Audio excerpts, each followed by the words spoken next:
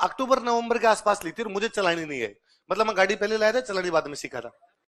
भाई ले लेंगे तब चलानी सीख लेंगे। तो अपने कोचिंग का कोई टावर आपकी तरह बेच में बैठने वाला स्टूडेंट, मेरे को न्यू ईयर पे घर पे जाना, बीकानेर जाना, नॉर्मली तो बस में ट्रेन में जाया करते, पर अब गाड़ी ली हुई तो अपने लगा गाड़ी लेके जाएंगे, घर वालों को दिखाएं, घर वाले पड़ोसियों को दिखाएं, उनको कहे भाई साहब है ना, आस पास वालों की तो रोटी 2 दिन की आराम करें। भाई गांव वालों का मुख्य उद्देश्य यही होता है, इनको तो दिखाया जाए हमारे गाड़ी लाए। फिर होती मान लो 18 लाख के, घर वाले कहते हैं 22, अगले कहते हैं 18 पड़ेगा ना, इसके टायर अलग है, हमारे वाले अलग है, हमारे लगे 22 लगे। तो मैं, अब वो 31 दिसंबर का दिन, शायद 31 दिसंबर, ठंड पड़े, बीकानेर साइड में ठंड और बढ़ जाती है भयंकर वाली। अब बीकानेर में जैसे घुसे, और मेरा घर बीकानेर में जयपुर रोड पे आ जाता है, तो अब नींद आने लग गई थी। यहाँ से 7 बजे तक क्लास लेके गया था, वो टावर चलाए, कोचिंग का स्टूडेंट था, तो मैं गया तू चल ले, और अपने 2 दिन वापस आ जाएंगे, तू बीकानेर घूम ला। तो उसने कहा सर ठीक है चल लेता हूँ। तो मेरे को नींद आ रही थी, तो मैंने कहा भाई मैं सो रहा हूँ यार। तो उसने कहा सर सो जाओ आप तो आराम से, मैं चला रहा हूँ, और बीकानेर में घुसने के बाद मैं पूछ लूंगा घर का रास्ता किधर है, तब मैं जगा लूंगा। अब वो अचानक जैसे बीकानेर में घुसे, वहां लंबी लाइन लग रखी, गाड़ियां रोक रखी, एकदम जाम सा हो रखा, कारण कि न्यू ईयर पे दारू वाला चेक करते रहते हैं कि भाई कोई न्यू सेंस करने वाले लोग ना आ जाए, शराब पी के ना आ जाए, तो वो सबको चेक भी करते रहते हैं, रूटीन रहता है, हर शहर का ही रहता है वो। अब वो गाड़ी लगा ली, अब वो उसने मेरे को उठाया, पुलिस वाले आए, उन्होंने आगे पूछा, अब वो नई नई गाड़ी लाए थे तो हमारे नंबर प्लेट नहीं, तब तक नंबर प्लेट आई नहीं थी, तो वो पुलिस वाले ने और कहा भाई साइड में ले लो, तुम तो इधर साइड में। तो उसने मेरे को जगाया कि सर ये तो मान ही नहीं रहे, मैंने इनको कह दिया कि भाई नई गाड़ी है, फिर भी नहीं मान रहे। तो मेरे को दो झुंझड़ आए, एक तो इस बात पे कि यार अब नहीं है नंबर प्लेट तो क्या करें, जाने दे अपने को। दूसरा ये कि अब घर के इतने पास पहुंच के 1 घंटे तक खड़े रहना, ये तो क्या सिक्कर में आपको रोक लेना तो कोई बात नहीं, अब घर आपका 5 मिनट की दूरी पर। तो मैंने जाके, वो जो पुलिस वाले भैया खड़े थे, कांस्टेबल भैया, उनको रिक्वेस्ट की कि मेरा घर नजदीक ही है, यहाँ 5 मिनट, यदि आपको लगता है कि हमारे पास कागज वगैरह पूरे नहीं, तो आप मेरी आईडी कार्ड लाइसेंस वगैरह रख ले, और मैं कल आ जाऊंगा थाने, कल आपको जो भी खाना पूर्ति करनी है, एक बार सर जाने दें, मैं क्लास लेके आया था, मेरी ऐसे। तो उन्होंने कहा साहब मैं तो कौन होता हूँ, बड़े साहब से जाके बात कर लो, और साहब कर देंगे तो हम आपको छोड़ देंगे। मुझे लगा यार थानेदार साहब कहाँ, थानेदार साहब कहाँ बैठे कि सर उधर बैठे, तो सर्दी पड़े भयंकर, सर के भी एकदम टोपी लगाई हुई, एकदम घोट मोट होके एकदम बैठे। तो मैंने जाके पोलाइटली मैंने जाकर सर नमस्ते, और मेरा सर घर पास में ही है, मैंने गाड़ी नहीं ली थी, इस वजह से मेरे नंबर प्लेट वगैरह नहीं आई अभी तक, और सर ये मेरी लाइसेंस आईडी कार्ड। तो मैं जैसे ही बोला ना सर नमस्ते, मैंने गाड़ी नहीं ली थी, उन्होंने वापस ऊपर देखा, उन्होंने कहा अरे राजवीर सर, फिर मैं ही समझा वो पिछले किसी सब इंस्पेक्टर बेच के स्टूडेंट थे, बाद में सब इंस्पेक्टर हो गया था, बाद में वो खुद आ रहे हैं सर की गाड़ी है सर, फिर उन्होंने साइड में जाओ, सर की गाड़ी को निकलने दो, सर की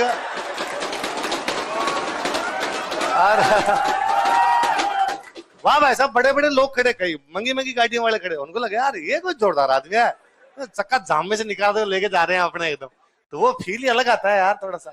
तो तुम ऐसे निकाल दोगे नहीं निकाल दोगे, या तुम कहोगे ये बड़ा हमें प्रेस, हवा निकाल दो इसकी गाड़ी की। तो मैं कोई आजकल शादी ब्याह में चला जाता हूँ, तो लोग आ जाते फोटो वोटो खिंचवाने के लिए, क्योंकि वो वीडियो वगैरह देखे हुए होते हैं, तो लोग फोटो खिंचवाते हैं, फोटो खिंचवा, सर इधर आओ, सर इधर आओ, फोटो खिंचवा। तो कई बार एक दो जगह कोई कर देते हैं, वो सेलिब्रिटी वाला फील आता होगा, वो नहीं आता। कैसे, मैं खाना खा रहा हूं, इतने में एक आदमी हाथ पकड़ कहता है लो पहले फोटो खिंचवा लो। ये मैं कलेक्टर हूं ना, तो नहीं कहे, फोटो तो फिर भी खिंचवानी, फोटो तो फिर भी खिंचवानी, पर उतनी दूर से देखे है ना, और किसी दूसरे के साहब से एक बार बातचीत हो सकती है, फोटो छोड़ो, साहब मुस्कुरा के इधर देख ले, वही बहुत बड़ी बात है। आई ना समझ में? तो क्या बनना है अपने को?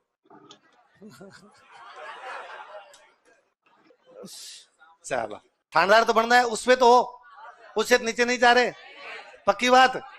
और मैंने कोई एग्जाम देते हुए देख लिया तो वहां तक तो मैं तुम्हारे साथ हूं, क्या कोई बात नहीं, टावर ऐसा ही बनेंगे, यार हमें अच्छा ही लगता है कि भाई राजस्थान के कितने थाने, इसमें सारे अपने थानेदार हो, इससे अच्छा क्या हो, जान जाए वहां पे। और मुझे हमेशा लगता है कि सामान्य अपने किसी से काम पड़ते तो पुलिस, छोटा मोटा काम, कलेक्टर साहब से किस दिन काम पड़े, मेरा तो जीवन में कलेक्टर साहब से काम पड़ा नहीं, मेरी 7 पीढ़ियों का कलेक्टर साहब से काम पड़ा नहीं, आगे भी भगवान की दया से शायद ही पड़े कभी, पर पुलिस वालों से छोटा मोटा काम कोई पड़ जाता है। आप थानेदार हो, कहीं छोटा मोटा कोई काम के लिए फोन करे तो आप करोगे, पर आप थानेदार से थोड़े दिनों बाद स्विच कर जाते हो, वो अलग है भाई साहब, है? देखो भाई साहब क्या हालत,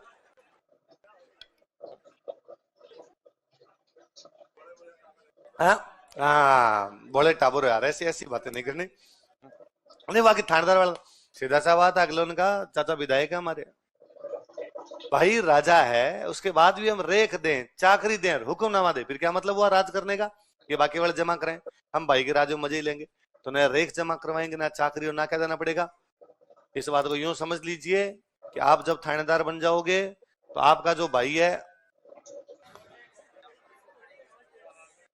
वो चालान कटवाएगा, वो टोल टैक्स देगा, तो किसी दुकान पे भी कहेगा। तो ऐसा जो बात कर रहा हूं, आपके इलाके में लगे में, तो वहां पर भी वो छूट प्राप्त करेगा। तो आपका जो एकदम रियल भाई है उसको छूट मिलेगी ज्यादा, थोड़े दूर के चाचा ताऊ वाले जो हैं उनको थोड़ी छूट मिलेगी कम, जो बहन के ससुराल वाले हैं, बहन का देवर है, उसको थोड़ी और मिलेगी कम, और तुम्हारे अड़ोसी पड़ोसी है उनको और मिलेगी कम। यही तो है, जो जितने निकट होंगे उतना ही तुम्हारा ज्यादा फायदा हो। तो आरएसन जो लगे होते हैं यार, आप जब पुलिस में लग जाओगे तब भी टोल टैक्स नहीं दोगे, वो कार्ड, हाँ अब कार्ड बन गया, एक साथ में कट जाता है। पर वो तो कार्ड बनवाते तो कटता है, कार्ड बनवाए नहीं तो है क्या हो जाता है? कैसे बनता है मतलब? डिपार्टमेंट में ज्वाइनिंग करते हो तो आपका बन जाता है, फिर आपको एक साथ ही काट लेते हैं। कैसे? मेरे पास गाड़ी नहीं है, कैसे टोल टैक्स काटोगे?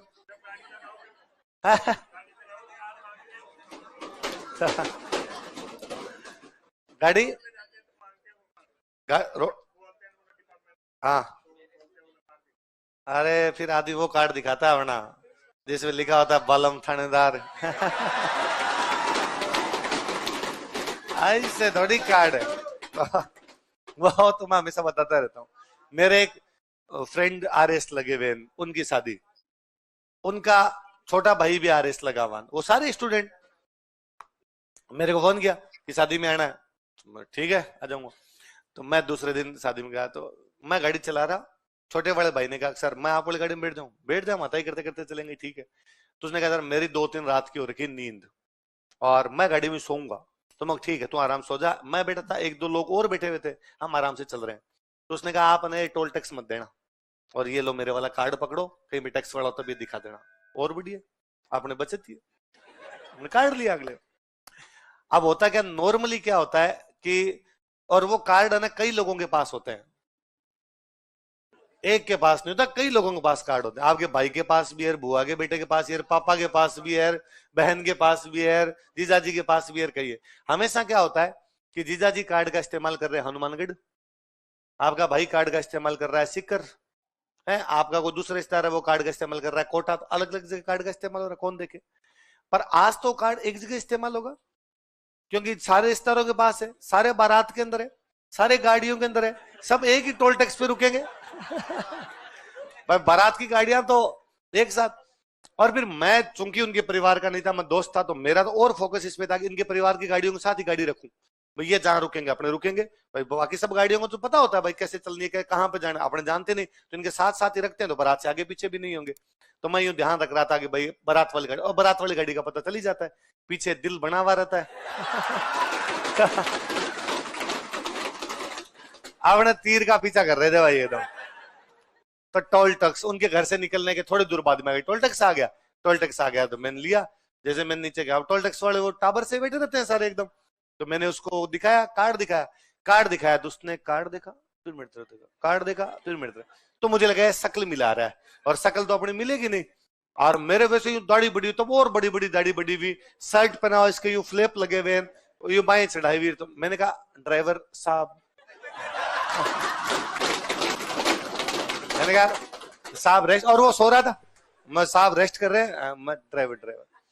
अब वो वापस, वो कभी उसकी तरफ देखे, साहब की तरफ देखे, हाउस गार्ड देखे, तो मेरे को गुस्सा है, मैंने खड़ा किया, मैं यार तेरा कार्ड चलता तो मैं 50 रुपए जमा करवा देता हूँ इसको। अरे यार 5 मिनट हो गए, कभी मेरे को देख रहा है, कभी तेरे को देख रहा है, कभी कार्ड को देख रहा है। तो उसको बड़ा गुस्सा है, वो नींद से उठा, उसने क्या रे खोलिए, हटा यहाँ से। तो उसने, वो बेचारा बड़ा इनोसेंट सा बच्चा, उसने कहा सर इससे अभी अभी 9 गाड़ियां निकली है।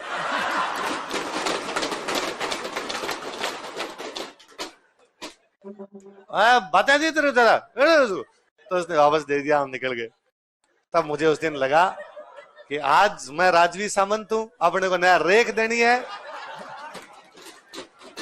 ना चाकरी देनी है, ना आज भाई साहब सामंत अपने साथ बैठा हुआ है, अपने किस बात का जमा करवाएं। तो बस ये है, आपके जो जितना नजदीक होता है वो उतना ही फायदा आपका ज्यादा उठाएगा, दूर होगा उसको फायदा थोड़ा कम मिले।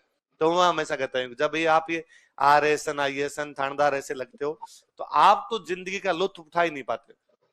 इसलिए मैं RS वाले में हमेशा बताता हूँ कि कोई SDM लग गए तो उनको तो यार नौकरी है, पजल नौकरी भयंकर वाली, और नौकरी नहीं है, सेवा है। लिखा हुआ है वहां पे राजस्थान प्रशासनिक सेवा, तो सेवा करने के लिए जा रहा है। और उनकी नौकरी वैसे है कि भाई आप सुबह 9 बजे अपने ऑफिस गए, 5 बजे तक फाइलों में माथा मारना है, और एकदम किसी अलग अलग भांति भांति के लोग आ रहे हैं, कोई कुछ ही कह के जा रहा है, कोई कुछ ही कह के जा रहा है, उनसे आपकी माथा पच्ची है अलग अलग प्रकार के लोगों से। 5 बजे आपको लगा अगर अब दिमाग को थोड़ा रेस्ट की आवश्यकता है, घर जाके पढ़ूंगा यार, थोड़ी देर आंख बंद करूंगा, चाय वाय पीऊंगा तो शांति मिलेगी, पूरे दिन यार माथा पच्ची हुई आज तो। आप 5 बजे ऑफिस से निकले, 5:30 पौने 6 तक अपने घर पहुंचे, आपने भी जूते उतारे ही थे, आपको लगा मैं थोड़ा रेस्ट करता हूँ, इतने में आपके पास मैसेज आता है कि अपने इलाके में जहां के आप SDM हो वहां से सड़क निकल रही है, और गांव वालों ने सड़क का विरोध कर दिया। गांव वालों ने कहा हमारे खेतों में से सड़क जाने नहीं देंगे, ये तो हमारी जमीन पे कब्जा हो रहा है, अधिग्रहण हो रहा है, किसान इकट्ठे हो गए, और सर आप आओ। आप पहले अपने पुलिस थाने को फोन करते हैं, आपके जो भी डिप्टी साहब उनको फोन करते हैं कि वो वहां पे जाब्ता भेजो, मेरे को वहां पे जाना है। वहां पहुंचे आप, 1 घंटे की दूरी पे था, 6 बजे गाड़ी चला के 7 बजे पहुंचे, किसानों के साथ मीटिंग वगैरह करनी शुरू की। किसान करे नहीं मानेंगे, इतना मुआवजा लेंगे वरना खोलेंगे नहीं, गाड़ियों का जाम लगा हुआ है, आप करो मैं सरकार से बात करूंगा, किसान करो अभी के अभी करो, हमारे सामने करो, स्पीकर ऑन करके करो। ऐसी होती है गांव के अंदर इस प्रकार की। अब वो वापस बात कर रहे हैं, सरकार से बातचीत कर रहे हैं, फाइनली उन्होंने किसानों को जैसे समझाया, तुम्हें इतना मुआवजा दिलवा दिया जाएगा, ये दिलवा देंगे, ये दिलवा देंगे, ये दिलवा देंगे। तब तक उस माथा बच्चे में 10 बज गए। आपने अपने जो भी नीचे तहसीलदार साहब है और जो भी है उनको कहा कि अब तुम संभालो यार इस मैटर को, मैं घर जाके सोऊंगा। आप 10 बजे वहां से निकले, 11 साढ़े 11 तक घर आए, खाना खा के 12 बजे सोए। आपको सुबह 7 बजे वापस VC में जाना है, वीडियो कॉन्फ्रेंसिंग। कलेक्टर साहब ने कहा सुबह 7 बजे लूंगा, सुबह 7 बजे आप तैयार हो गए, वापस वीडियो कॉन्फ्रेंसिंग के अंदर बैठे हुए, 2 घंटे की मीटिंग चली। 9 बजे आज वापस आपको तैयार हो गए, ऑफिस जल्दी जाना है क्योंकि आप प्रोटोकॉल ऑफिसर हो। क्या हो? प्रोटोकॉल ऑफिसर का मतलब आपके इलाके में मंत्री जी आने वाले हैं, आज मंत्री जी के साथ साथ प्रोटोकॉल में घूमना पड़ेगा। इसका मतलब है खड़े रहोगे, बैठोगे भी नहीं। मंत्री जी बैठेंगे, आप तो केवल आगे आगे चलोगे। अगले 5-6 बजे तक ही वापस गई हुई सेवा है, पूरी तरीके से सेवा है। उसमें आप देखोगे मैं इंजॉय करता हूं वो नहीं, पर आपके पापा, आपका भाई, आपके रिश्तेदार है ना, आपकी बहन के ससुराल वाले इंजॉय करते हैं। इसलिए जब आप ये थानेदार, RAS IAS इस प्रकार की नौकरियां जब लगते हो तो आपके पापा की उम्र 5 साल बढ़ती है। अभी साधारणतः हम मध्यम वर्गीय परिवारों से तो पापा टीचर हैं, किसी के पापा पुलिस के अंदर होंगे, किसी के पापा फौज में होंगे, ज्यादातर हम में से किसान होंगे, यही है। जैसे आप नौकरी लगते हो ना, मान लो थानेदार लग गए, डिप्टी लग गए, आप IAS लग गए, RS लग गए, आपके पापा का और ही अचानक बढ़ जाता है। फिर आसपास का समाज उनको ये नहीं कहता है फलाना जी, फिर कहते हैं थानेदार के पापा है, फिर ये RS के पापा है, फिर ये IAS के पापा है। फिर वो किसी शादी में जाते हैं तो उनके लिए रेड कार्पेट अलग से। अब है कि आप पापा की शादी में गए, कन्यादान जमा करवाया, खाना खाया, आगे 2-4 दिन के जानकार होते हैं, वो राम रूमी कर लेते हैं, राम राम राम राम, वो पंचायती कर लेते हैं। उसके बाद भाई साहब मजमा अलग होता है, अरे साहब आ गए, साहब के पापा आ गए, साहब के पापा आ गए, तो फील आपके पापा लेते हैं। आपके पापा का हीमोग्लोबिन बढ़ा ही रहता है हमेशा, है ना। इसलिए मैं हमेशा कहता हूँ ये वाली पढ़ाई खुद के लिए नहीं करनी, ये वाली पढ़ाई किसके लिए करनी? परिवार के लिए। किसके लिए करनी? परिवार के लिए करनी। इससे, और मैं मेरे कई बार कोई यूं कह देता है, अरे नहीं सर ऐसा भी क्या, RS IAS में क्या पढ़ा हुआ है, आप भी तो सर मजे ले रहे हो। मैं वापस कहता हूँ अरे नहीं रे, RS IAS वाली चीज अलग होती है। हमारा समाज अभी भी उन चीजों को बहुत अलग दृष्टि से देखता है। वो तो एक बार कोई हम किसी स्टूडेंट के घर पे, स्टूडेंट ने कहा कि सर हमारे घर पे आना आपको, चल लेंगे भाई। आपका क्या है? सवामणि का कार्यक्रम है, और जयपुर में है। हमें लगाया टाबर इतना कह रहा है सवामणि कार्यक्रम है जयपुर के अंदर ही, जाएंगे अपने के। 7 बजे क्लास समाप्त होने के बाद में चले गए सवामणि, अच्छा खाना खाया, परिवार वाले मिले। ताऊ जी के घर पे एक सवामणि थी, स्टूडेंट ने कहा कि सर मेरे पापा से मिलकर चलना, हमारा घर पास में, उधर से होट लो, उधर से घुमा लेते हैं गाड़ियां। उधर गए उनके पापा के पास गए, पापा बड़े राजी हुए, अरे अरे सर यह स्प्रिंग मोड की बहुत तारीफें करता रहता है, आपको तो बहुत ज्यादा मानता है। स्टूडेंट ने हमारा इंट्रोडक्शन कराया, ये कोरोना से पहले की बात है, तो तब तक कोई वीडियो वगैरह भी नहीं देखे होते थे। उसने वापस इंट्रोडक्शन कराया कि हमारा राजू सर। उन्होंने अरे आपकी जो इतनी कहानियां सुनाता है, ये सारे दिन बात बताता रहता है। अपने को अच्छा लगा कि अरे यार वेरी गुड। और ये हमारे ये सर ये पढ़ाते, ये सर पढ़ाते हैं। उसने कहा ये हमारे सर है और ये साथ में तहसीलदार भी है। उसके बाद पापा ने हमसे बात नहीं की। पापा वैसा पूरा फोकस उधर ही था। चाय आई, हम बिस्किट चुपचाप पीऊं। पापा तहसीलदार साहब से बात कर रहे हैं, साहब वो हमारी एक जमीन है और उसमें क्या हो सकता है, हमें तो करें चाहे पिलर है मास्टरों। मैं ये सोच रहा था, इतने में और कह दिया ये जो तहसीलदार सर है ना, इनके तो मिसेज है ना वो भी एसडीएम है। फिर तो भाई साहब पापा का हमारी तरफ आंखें ऐसी थी कि ये बिस्कुट क्यों उठाया, नीचे रख।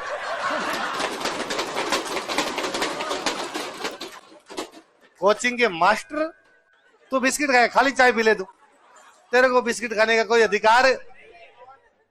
ऐसा सामाजिक चीजें बहुत अलग प्रकार की है ना। वो तो आपका एसआई में सिलेक्शन हो जाए, आप अपने घर पे बुलाओ, आपको तो लगेगा यार सर आए हैं, और भाई स्टूडेंट के लिए सर बहुत बड़ी चीज होती है ना। आप मेरा रेस्पेक्ट ही करोगे, हमेशा रेस्पेक्ट करोगे, हो नहीं हो तो भी आप करोगे। और आप अरे आप 10 लोगों से भी मिलवाओगे। तो मान लो अपने किसी शादी में साथ में गए, कोई ऐसे थर्ड में थी जिसमें आप भी गए मैं भी गया, वहां पे लोग आपसे मिलने के लिए आ रहे हैं और अब अरे थानेदार साहब आ गए, थानेदार साहब आ गए, तो आपको बड़ा अजीब लगता है कि सर अपने साथ है। तो आपको अरे ये सर है, हमारे सर है, इन्होंने सिलेक्शन करवाया था, वो वापस करें, अच्छा मारता नमस्कार, और थानेदार साहब आप बताओ पोस्टिंग कहाँ पे है आपकी आजकल? कोई भाव नहीं देता भाई साहब, इतना यूं जग सुना सुना लगे टाइप फील आता है। फिर अपने मरने दे रहे हैं, अपने इधर गुलाब जामुन पे कंसंट्रेट करते हैं, क्या पड़ा है यार इसके अंदर, नमस्ते के अंदर अपने, तो अपने उधर चले जाते हैं वैसे, है ना। तो आप राजवी सामंत बनोगे, कौन से सामंत बनोगे? आप तो क्या, आप तो राजा ही बनोगे, आपके आसपास वाले जो होंगे वो कौन से सामंत होंगे? तो आपको तो जो इज्जत मिल रही है वो तो मिल रही है, पर उससे भी अधिक इज्जत किसको मिलेगी? आपके परिवार को। इसलिए पढ़िए, इसलिए कि परिवार को। और मैं कहता हूं एक नौकरी लगे अपने